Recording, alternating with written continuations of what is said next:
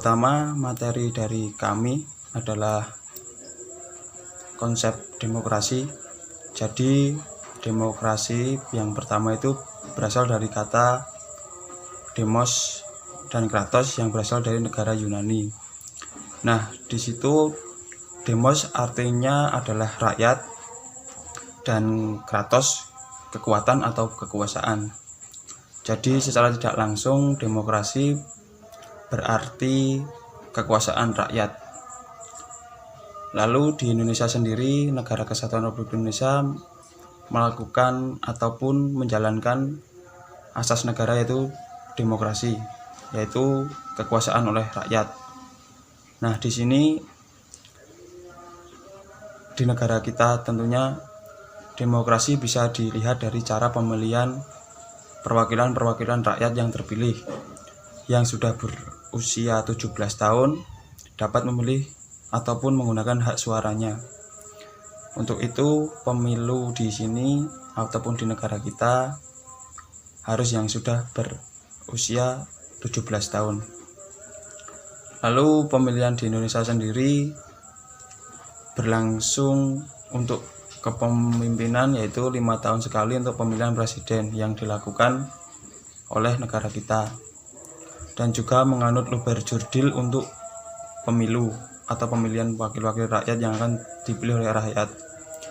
Dan juga ada semboyan dari rakyat, oleh rakyat dan untuk rakyat, yaitu adalah dasar dari arti demokrasi tersebut, yaitu kekuasaan berada di tangan rakyat. Mungkin itu adalah salah satu penjelasan ataupun penjelasan dari saya. Mungkin materi berikutnya akan disampaikan oleh teman-teman yang lain. Jadi intinya konsep demokrasi di sini adalah sistem pemerintahan yang ataupun dipilih oleh rakyat, yaitu adalah rakyat menjadi kekuasaan tertinggi untuk menjalankan pemerintahan demokrasi. Terima kasih. Ini saya akan menjelaskan tentang ciri-ciri demokrasi. Yang pertama adalah seluruh keputusan ditetapkan oleh pemerintah. Maksudnya selalu berdasarkan atas aspirasi dan kepentingan warga negara. Jadi bukan atas dasar kepentingan pribadi atau kelompok, sehingga bisa mencegah praktek korupsi yang merajalela. Yang kedua adalah menerapkan ciri konstitusional. Hal ini berkaitan dengan kehendak, kepentingan, atau kekuasaan rakyat, di mana hal ini tercantum dalam penetapan hukum atau undang-undang yang harus tercipta seadil-adilnya. Yang ketiga, mempunyai perwakilan rakyat. Seperti di Indonesia terdapat lembaga legislatif yang bernama Dewan Perwakilan Rakyat atau DPR, sehingga urusan negara, kekuasaan, dan kedaulatan rakyat diwakilkan pada anggota dewan. Mereka sudah terpilih melalui pemilihan umum. Yang keempat, penyelenggaraan pemilihan umum. Pesta ini harus digelar secara berkala, sehingga terpilih perwakilan atau pemimpin untuk menjalankan roda pemerintahan. Yang kelima, terdapat sistem kepartean. Partai adalah sarana atau media untuk melaksanakan sistem demokrasi. Dengan adanya partai, rakyat bisa dipilih sebagai wakil rakyat sebagai penerus aspirasi, sehingga pemerintah bisa mewujudkan keinginan rakyat. Sekaligus, wakil rakyat bisa mengontrol kerja pemerintah. Kalau terdapat penyimpangan, wakil rakyat bisa mengambil tindakan hukum supaya tidak merugikan rakyat atau negara. Partai juga akan mewakili rakyatnya untuk memilih dan mengusung pemimpin negara dan pemimpin daerah. Harapannya bisa menjadi pemimpin yang adil dan bijaksana.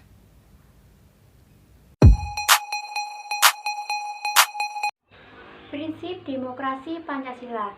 Yang pertama, persamaan bagi seluruh rakyat Indonesia.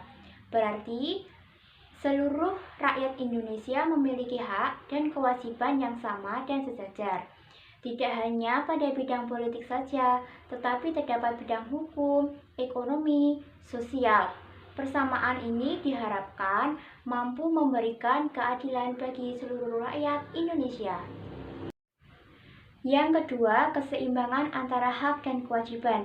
Berarti, Keseimbangan antara hak dan kewajiban memberikan pengertian bahwa warga negara mampu menerima hak kewajiban yang dimilikinya, namun juga harus mempertimbangkan kewajiban yang harus ditunaikan. Yang ketiga, kebebasan yang bertanggung jawab. Berarti, demokrasi Pancasila memberikan kebebasan kepada setiap individu, namun dengan batasan yang bertanggung jawab, sesuai dengan moral kepada Tuhan Yang Maha Esa serta orang lain. Yang keempat, berkeadilan sosial. Berarti, demokrasi Pancasila memiliki tujuan mewujudkan rasa keadilan sosial untuk semua warga negaranya.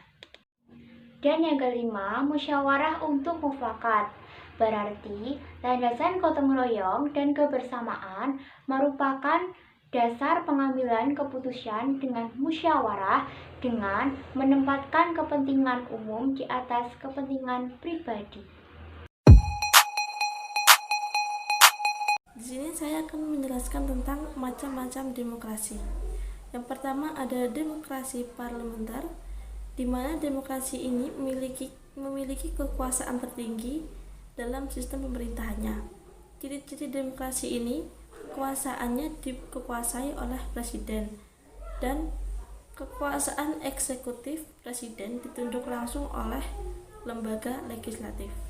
Yang kedua, demokrasi terpimpin, yang mana demokrasi ini merupakan demokrasi yang tidak didasarkan atas paham liberalisme, sosialisme nasional, fasisme, dan komunisme.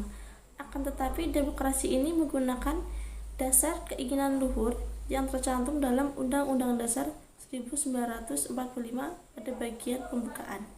Yang ketiga ada demokrasi Pancasila, di mana demokrasi ini merupakan demokrasi yang konstitusional yang berdasarkan mekanisme kedaulatan rakyat setiap penyelenggaraan negara. Contohnya seperti ketentuan-ketentuan dalam membuat pembukaan Undang-Undang Dasar 1945. Yang terakhir, era reformasi. Era ini dimulai pada tahun 1998, tepatnya saat Presiden Soeharto mengundurkan diri pada tanggal 21/1998 dan digantikan saat itu dengan wakil presiden, yaitu B.J. Habibie. Periode ini juga disebut dengan lingkungan sosialnya sebagai politik yang lebih terbuka. Demokrasi di Indonesia dapat dibagi menjadi beberapa periode. Pertama, periode 1945 sampai 1959. Pada masa demokrasi parlementer, berdasarkan Undang-Undang Dasar 1945, Indonesia menganut sistem demokrasi presidensial. Namun, dengan adanya Konvensi Syahrir tahun 1946, sistem presidensial berubah menjadi parlementer. Dalam periode tersebut, peran parlemen dan partai-partai sangat dominan. Persatuan nasional yang telah digalang selama perjuangan kemerdekaan menjadi lemah dan tidak dapat dibina menjadi kekuatan konstruktif. Ketika Dewan Konstituante gagal menyusun konstitusi, keluarlah Dekret Presiden 5 Juli 1959 dan Indonesia kembali ke Undang-Undang Dasar 1945 dengan sistem presidensial. Kedua, periode 1959 sampai 1965. Demokrasi terpimpin diartikan sebagai demokrasi yang mengakui adanya pimpinan, bukan terpimpin untuk menghilangkan demokrasi, tetapi terpimpin untuk melawan sifat-sifat liberalnya demokrasi. Di samping itu, kata terpimpin juga menunjukkan pendirian yang tegas dan sikap hidup yang nyata, yaitu memberikan pimpinan kepada rakyat dan melawan musuh-musuh bersama rakyat.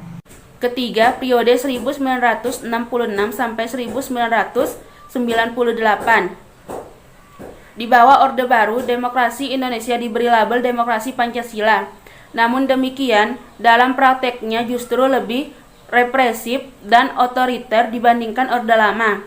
Peran presiden dan militer terhadap lembaga lain lebih dominan sampai akhirnya presiden digulingkan oleh gelombang aksi reaksi pada tahun 1998. Terakhir adalah periode 1999 hingga saat ini.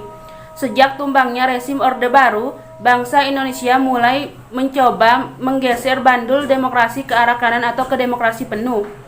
Sayangnya, laju proses demokratisasi di Indonesia tidak selinear seperti yang dibayangkan. Di saat jargon reformasi total dikumandangkan, saat ini berbagai kalangan justru mulai risau terhadap kemungkinan terjadinya frozen demokrasi atau demokrasi beku. Mungkin hanya ini yang dapat kami sampaikan, kurang dan lebihnya kami mohon maaf. Wabillahi taufik wal hidayah. Wassalamualaikum warahmatullahi wabarakatuh.